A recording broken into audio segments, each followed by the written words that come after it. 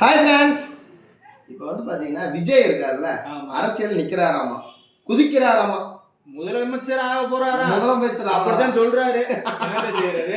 Okay okay. இப்போ actually என்னன்னா, முன்னாடி வந்து எம்ஜிஆர் இருந்தாரு, அவர் சினிமா அவங்க கஷ்டப்பட்டாங்க, கஷ்டப்பட்டு திமுக உழைச்சாரு, அதுக்கப்புறம் எல்லாம் பண்ணாப்புல. அதுக்கப்புறம் தான் வந்து ஆட்சிக்கு வந்தாப்புல. இவர் வந்த உடனே நான் தான் முதலமைச்சர்னா தமிழ்நாட்டு என்ன எதா முட்டாளுங்களா?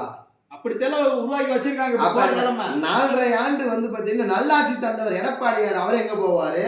இப்ப இருக்கிற ஒரு மு.க. ஸ்டாலின் எங்க போவாரு? என்னங்க நாம் தமிழர் எங்க போவாரு?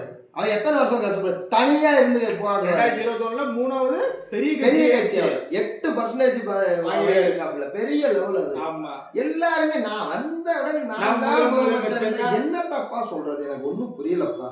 2026 தேர்தல் முதலமைச்சர் யாருன்னு மிக விரைவில் தெரியுங்க உங்களுக்கு.